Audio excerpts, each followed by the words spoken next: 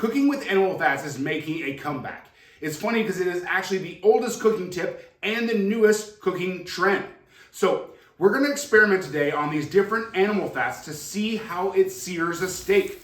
Does it affect the flavor? Does it affect the smoke point? We're gonna find out today. Let's go experiment. Here we go. Today we're gonna be using New York strip steaks for our experiment.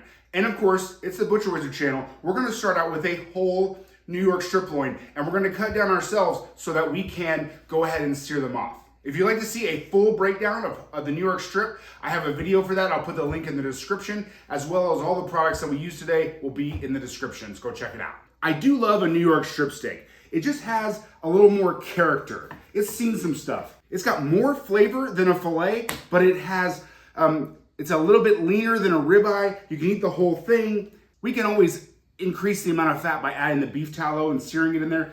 But again, that New York strip just has a little more oomph. It has a little more character. So I love a good New York strip steak. A little bit of a shameless plug. We're gonna use the Butcher Wizard collection of butcher knives. So this has got a 10-inch breaking knife.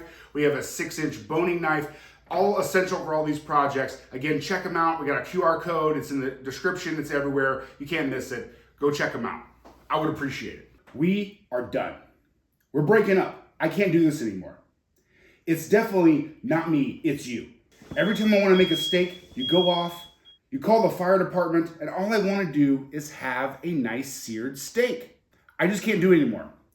We got to find something new. Got to find something different. We're done. So we got all of our animal fats here from fatworks.com. Again, it's not a sponsored video. You know, I just found it online and they have these cool little like sampler packs, like just, you can get just an ounce of it. So we're gonna use those today when we sear. So we're going outside, no more dealing with the smoke detector. I got my steaks, I got my animal fats, and we are headed outside to sear some steaks. Let's go.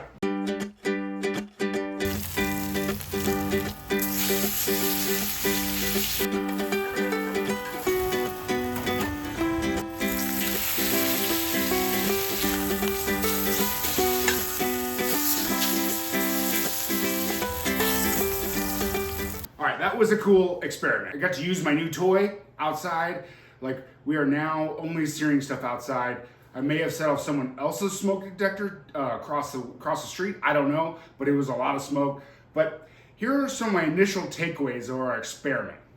I really was surprised at how, when I put the steaks in, they seared really, really well because of the hot cast iron pan. But also when I put the different fats into the pan, they would start to smoke a little bit, but there would not be any kind of off smell. You could tell it wasn't burning, which means there's a high quality fat because they've purified it enough where there's not stuff stuck in there that's burning. So I was really pleasantly surprised with that one where we went past the smoke point. You know, we went to the smoke point of these different animal fats and did not have any off colors or off smells. So I thought that was a good one. Otherwise, man, it was just a fun experiment. It smelled awesome. All these different animal fats, like when they hit those pans and that steak started to sear, so good. The smells were awesome.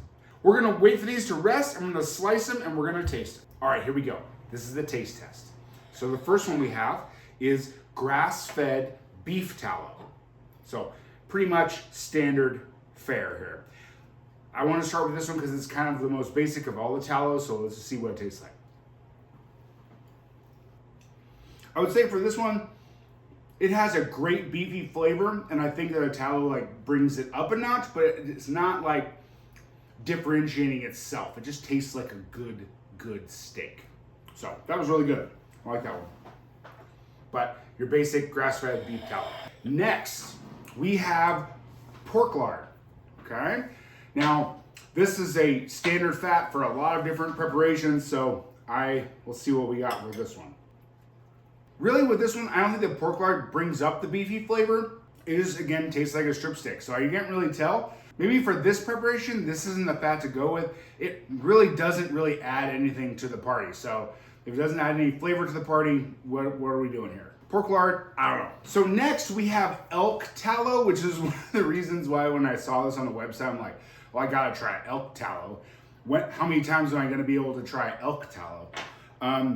When I put this in the pan to sear it, it had the most smell to it. So not like a off-putting smell, just a different smell than the rest of them. Just because it's a game animal, so it's gonna have that gamey flavor. So let's just see if it translated into some of the meat as we cooked it. That gamey flavor did come through. And I don't say gamey flavor as in a bad thing. I like elk, I like venison. I'm not much of a hunter myself, but maybe who knows in the future. But like, it adds a different kind of flavor. If you've had lamb, if you've had elk and venison, the fat does have a different kind of flavor. It's a more mature flavor, so this is the way I can explain it. I really like this, the elk tallow. Hey, that was actually a pretty good experiment. I kind of got it as a goof because I'm like, I don't know what elk tallow is gonna taste like, but I kind of like that. So that's a good one. Like if they had rattlesnake tallow, maybe I'll try that one, but they don't, because rattlesnakes don't have a lot of fat on them. But anyway, so next one we have is Japanese Wagyu beef tallow.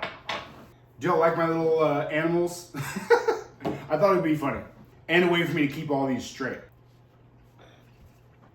All right, so my honest opinion on this one is it tastes like the other beef tallow.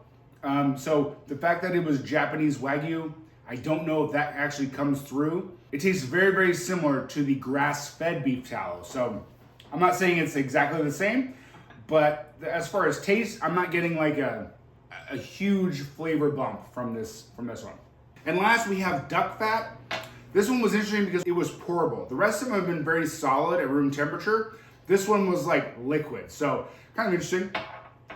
I do love duck fat. I love duck confit. I love all the things that duck fat has done. All the dishes that duck fat is in.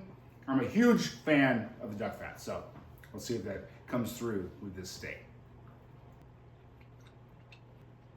I don't really get like any bump in flavor. There's no differentiation. Maybe duck fat is too much of a mellow fat to stand up to a steak. So maybe this one too isn't a good one to do your steak in. It seems like we need, if we're gonna sear a steak, this is my final analysis. If we're gonna sear a steak, we need the fat of another ruminant animal. So whether it's the elk or whether it's the beef tallow, we need that similar flavor profile to really enhance the steak that we're doing. All in all, I think this experiment was successful. If you're doing beef, let's do beef or elk or some of the other ruminant animals. Man, this was fun. If there's any more experiments you think I should need to do, put them in the comments. I'm always looking for new ideas. We've got so many more things coming. Thank you for watching. I will see you on the next one. Keep doing this thing. See ya.